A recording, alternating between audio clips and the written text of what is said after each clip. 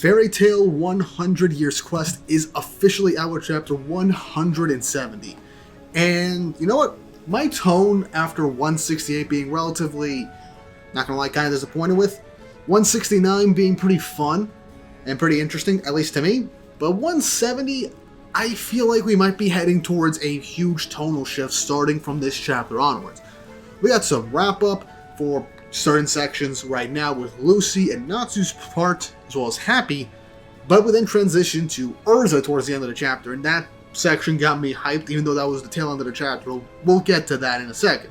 But before we jump into this video, two things. One, how do you guys like the face cam setup? I know this is the first time for a Fairy Tail video I've been using my face cam, because it's new. I've been using it for 4 nights, I've been using it for Hunter x Hunter, and I did it for the most recent chapter of Galaxia, so how do you guys feel about this? Do you like this part? I might go back to the avatar if you guys don't like it.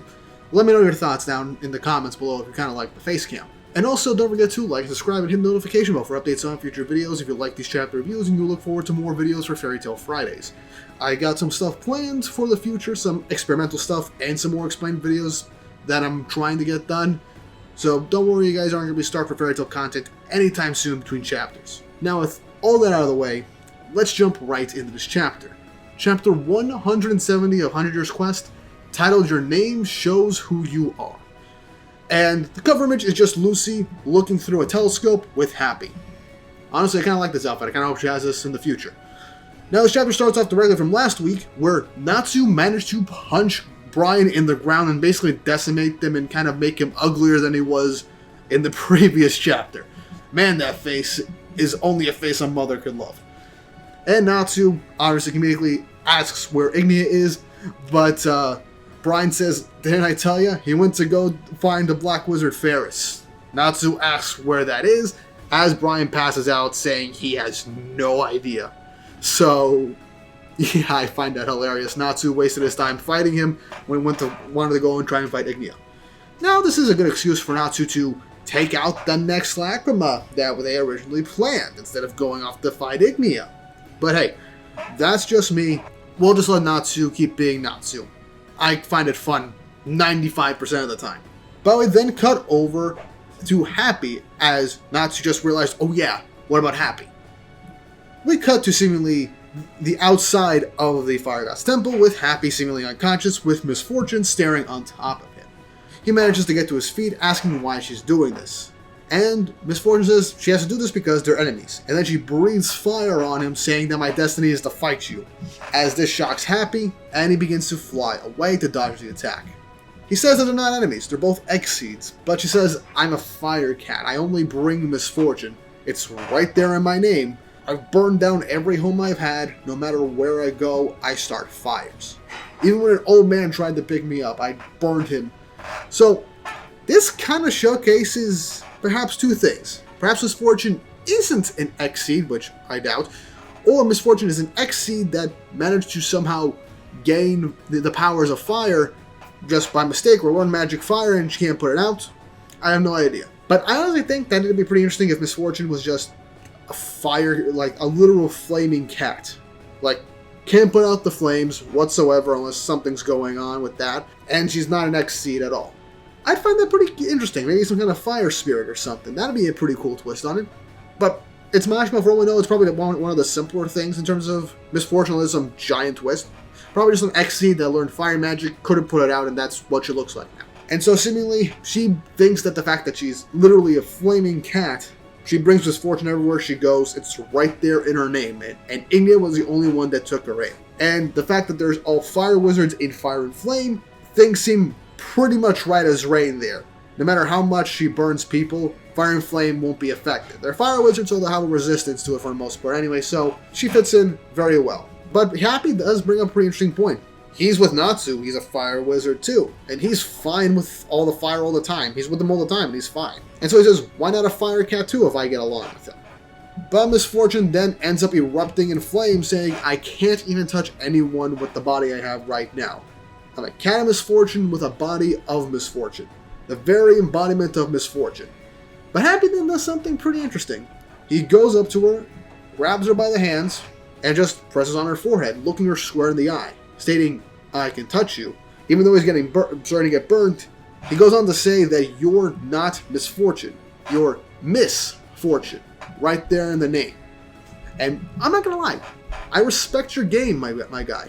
Literally, why is 100 Years Quest the harem for Happy all of a sudden? I'm not against it. Happy's a little troll, but the guy can be wholesome at times. But yeah, he's literally saying that her name literally is Misfortune, bringing fortune to others. And as Misfortune calms down, she says that she's burning Happy, but Happy just says, look, I'm fine. I'm used to getting burned because I'm with Natsu all the time. I'm not gonna lie, the fact that Happy has built up such a high resistance to flames to begin with is honestly pretty commendable. I mean, the amount of times Natsu has lit that guy on fire. Let's move on. Anyway, Happy goes on to say that Inya's gonna kill a lot of humans right now, and that's the real Misfortune that's right there. And Misfortune does agree, and says okay to helping them out. Natsu makes it to Happy finally, and instantly doesn't understand the situation, assuming Misfortune's still enemy, and so he literally just punts Misfortune into the air with full force, not understanding that the whole situation's been resolved, potentially made things worse for poor Misfortune. But that's where the Natsu section ends, as we cut back to the city of Armina with Lucy, Brandish, and Aquarius. And Aquarius ends up saying something pretty interesting. I'll let you guys share my key as a special favor. And so she goes over the fact that the contract would just be Lucy can summon her on Wednesdays and Thursdays, and Brandish can get Tuesdays. Going back to the whole Celestial Spirit contract things that I feel like kind of got a bit forgotten about over the course of Fairy Tail's run. You guys remember, the whole thing with Celestial Spirits is that you make a contract with them, there are certain conditions and moments where they can't be summoned by the wizard, and that kind of got muddied and lost over the course of Fairy Tail, I'm not going to lie, especially the fact that we have no idea what the dates, or what exactly the days of the week are whenever specific events happen. And it could just be the fact that her spirits kind of just have exceptions for Lucy, like, for majority of the time, considering how well she treats them. But Aquarius is willing to go with a kind of like a shared custody over a key for between Brandish and Lucy, which I wasn't expecting that. That was a possibility, but I was kind of hoping for a Brandish-Lucy fight, and this chapter kind of flat out says, no, that's not going to be the case. But as Aquarius is saying, you guys can share my key, you can summon me on specific days, but he then says, don't summon me on any days other than what I tell you. If you interrupt me on a date, I'll kill you. As Lucy just sighs in relief, being like, yeah, that's Aquarius for you, just like old times. But then Brandish says something pretty interesting, stating that she actually doesn't want Aquarius' key. Which Aquarius then gets all up in her face as, excuse me, you don't want my priceless golden spirit key? As she apologizes to Aquarius. And Lucy says, you came all the way to this continent to find her key. Why are you saying no? But Brent just says, I found it. I'd say my goal is complete, and I'm not even a celestial spirit to begin with. So, that was a big misconception from all of us. We all assumed the fact that Brandish said that she wants to get Aquarius' key and wanted to get Aquarius back, that she was a celestial spirit mage, just like her mother, but that doesn't seem to be the case. I mean, look, I made a whole video going through the Key to Starry Sky arc, where the fact that a bunch of celestial wizards are basically non-existent anymore after that whole arc, and that's canon, the fairy tale story. But I thought Brandish was a celestial spirit wizard, but she focused on her command team magic, because that was something that she ended up really liking and ended up meshing with. But no, she's not a celestial spirit wizard, so she wouldn't be able to summon Aquarius anyway. So this does dawn on Aquarius that the reason Brandish was looking for Aquarius' key in the first place was because she wanted to give it to Lucy in the first place. And Brandish is just trying to be like, that's not what happened, I just wanted to find the key. And I just like how she just turns away and says, well, I'll see you guys, I'm going home. And as Brandish is walking away, Lucy just goes up and thanks her for literally everything. As Brandish just says, see ya, with Aquarius smiling. Now, I'm not gonna lie, this is kind of wholesome. I do kind of like this chapter so far. Happy and Misfortune's moment, very wholesome, very touching. And Misfortune seemingly swaps sides. We'll see how that plays out in the future, we have no idea. Brandish, while I am disappointed we're not getting a fight between her and Lucy as a full-on rematch, the sentiment of her going out of her way to find Aquarius' key for Lucy's sake shows just how much, in that short span of time, they've grown to become friends and they trust each other. I kind of like it. It shows that despite the little rivalry that they had, she respects Lucy so much that she was willing to go out of her way to find the key that she was looking her entire life for and blamed Lucy and her mother for the death of her mother for, and wants to get that key back for Lucy. that's kind of sweet. I kind of like it, and I'm satisfied with this turn of events. Would I prefer to fight to see who got full ownership of the key? Absolutely. That would have been awesome. But I'm fine with this development. It's pretty wholesome, and a lot of times, wholesomeness beats epic fights a lot of times for me. I still would have liked the fight, though. But Aquarius goes to Lucy and says, looks like we're back together again. As Lucy tells Aquarius, welcome home. With Mercphobia just nodding with a pretty, I'm going to say just wholesome and just like giddy smile, being like, as he's just happy to see his old friend with Lucy now. I want to know what the relationship was. Of the previous review saying that maybe they were dating at one point over the last few centuries or years, I have no idea. That'd be pretty interesting, but I feel like this is a piece of information that we really should have gotten in this chapter. It might come into play later, or this is just an interesting tidbit that will never be explained at all. This will be irking at me for a while until we get an actual answer. But anyway, moving back along as the chapter continues, we get a classic Lucy narration. As she's telling Aquarius for finally being reunited with literally her oldest and best friend, she says, I thought I'd be crying my eyes out when I was finally reunited with Aquarius. But having her there felt like such a matter of course, like nothing happened, that I mostly just felt relieved. Which, I guess despite 2 years of them being separated, the fact that she saw Aquarius again, considering the fact that there were 2 moments that Aquarius basically kind of saved her ass in between those 2 years, kind of shows that yeah, they were gone for a while, but it doesn't feel like she was brought back from the dead or anything. It just felt like business as usual, and she was just happy to see Aquarius again. But then she goes on to say, of course, it hadn't really sunk in yet. If I'd known what was to come, would I have been more emotional? As we transition to a giant lacrima off in the distance, going to another location. Now, whenever we get one of these types of Lucy narrations, this tends to foreshadow something to happen either in the next arc or something that will happen further on in the story. Whether it be what happened at the end of Tenor Island, whether it be the Dragon King's Festival, though that was most likely just Levy narrating the entire time. Whenever there's a narration like this, you know something big is going to happen in the story. So what does this mean by Lucy being like, if I knew what was to come, it would have been more emotional? I got no clue. Will she lose Aquarius forever? Will something happen to any member of her team? Will something very big happen that will just shake things up to make her regret not getting more emotional? I got no clue. But the fact we got this narration shows that things are going to occur. Also, it was confirmed apparently with Mashima in a Twitter space that Hunter's Quest isn't ending anytime soon. We probably might get another 2 to 3 years of this story. So I'm excited to see what happens next, and it doesn't seem like we're wrapping up anytime soon.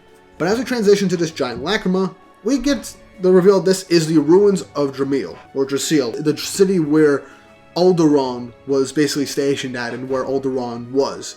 As we cut back to Erza, as she notices the giant lacrima and that must be what she's looking for. But something concerning happens.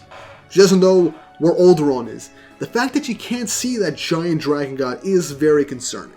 It could mean 2 things. Either A, just like their first introduction to Alderaan, she's already standing on top of the literal behemoth of a dragon, and is probably even larger now considering he's got his full power back. Or B, Alderaan took a smaller or human-like appearance and is either hiding, or perhaps something else happened to Alderaan. I don't think Alderaan's dead. I doubt Mashima's going to off-screen a dragon god. Mercphobia is literally the character that gets done dirty the most, so I don't see anything else beyond that. But that is a concern with Alderaan being literally gone right now. I would like to say that it's because she's standing on top of Alderaan right now. Maybe the giant lacrima just on his back. So that'd be pretty interesting to see. But then Erza gets some kind of sensation. She notices something. As in the distance, 6 silhouettes appear from the fog. As Erza seemingly shudders with utter fear. As we then get to see, as they all appear saying, Fairy Tale found ya. As the Orachion Sex, the 7 demons of the Books of Ferris, have all met and converged at Erza's exact location, which is where the chapter ends. So, I'm not gonna lie, this is a real chapter.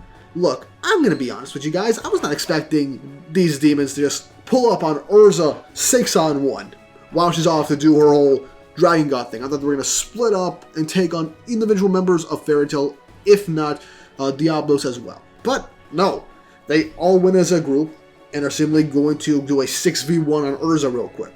And I'm hyped to see this. 1, Erza felt fear in this instance.